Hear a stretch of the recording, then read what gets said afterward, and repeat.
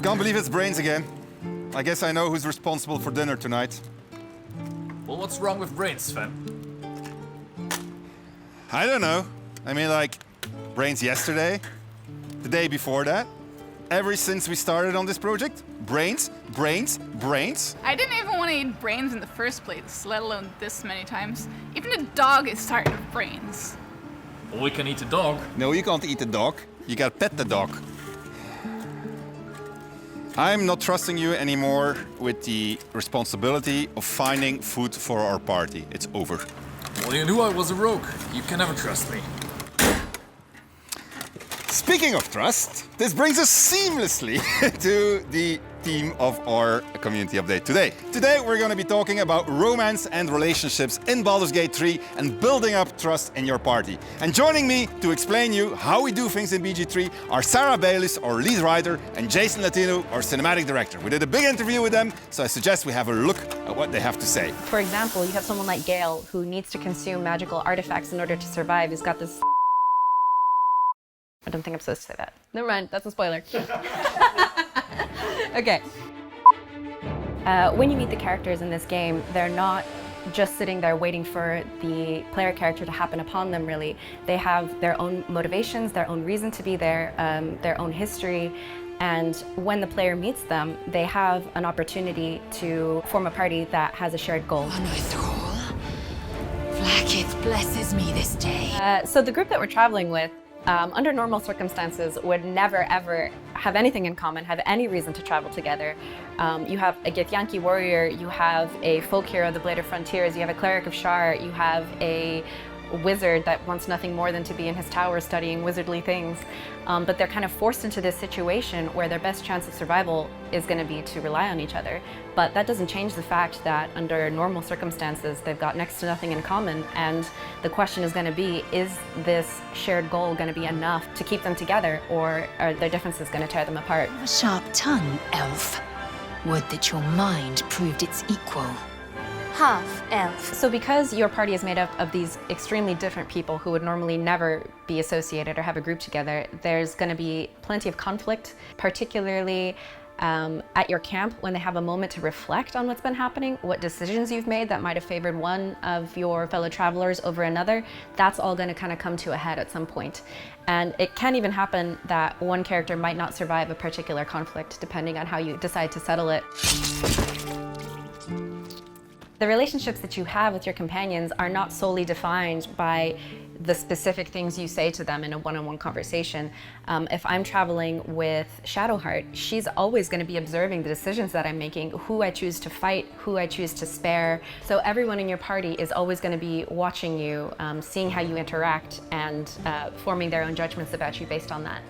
Your camp is the place that, as you're going through your adventure, you can always kind of get your bearings, talk to the people you've been traveling with, have a moment to reflect on everything that's been happening. And in these kind of quiet moments are where the conflict comes to the top. You have a moment of silence and safety, and it's going to bubble up there. Not only conflict as well, you might have a relationship developing with someone that you're traveling with. And in this kind of quiet moment around the campfire is when you're going to have a chance to explore that and get to know them a bit better, or maybe they'll come to you and say they've been noticing you or really impressed by something you've done, and the camp is the kind of moment where that's going to come to a head as well. I want you to know that I like what I see. In short, I've grown to trust you.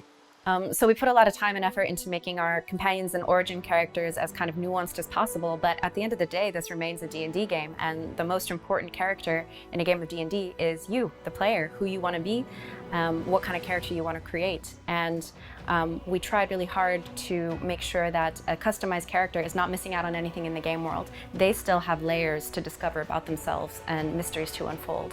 A drow in the sun. Stand down!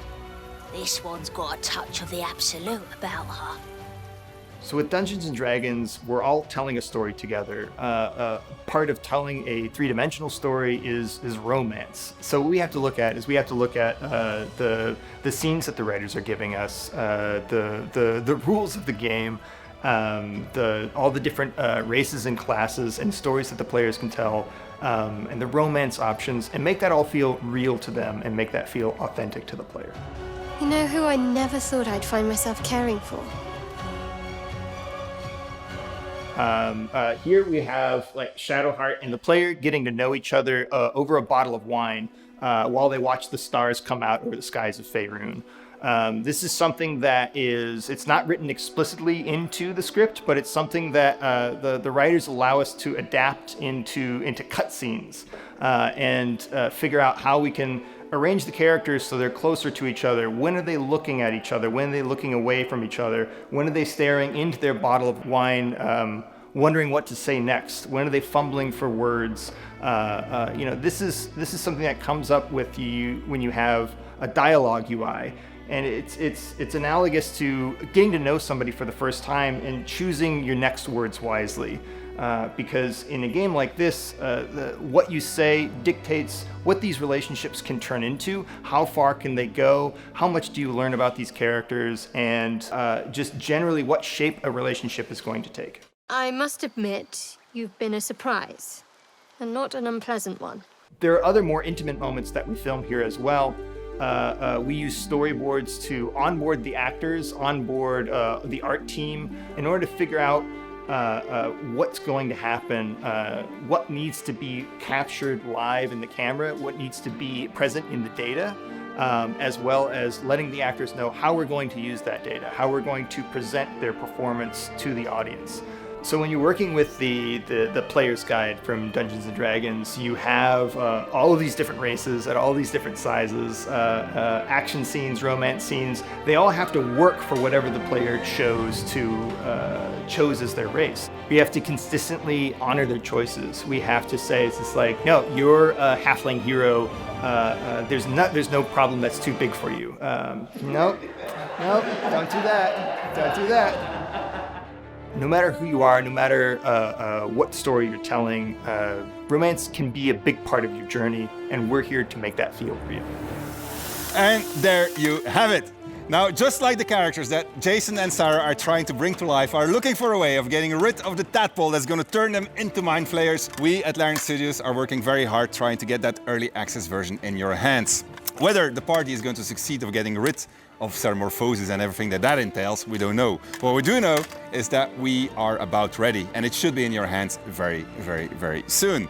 And with that said, this is probably one of the last community updates before the early access release. So thank you very much for watching. See you very, very soon. We can't wait to hear what you think of Baldur's Gate 3, and I look very much forward to hearing all of your feedback. Take care, everybody. Until next time. Bye-bye.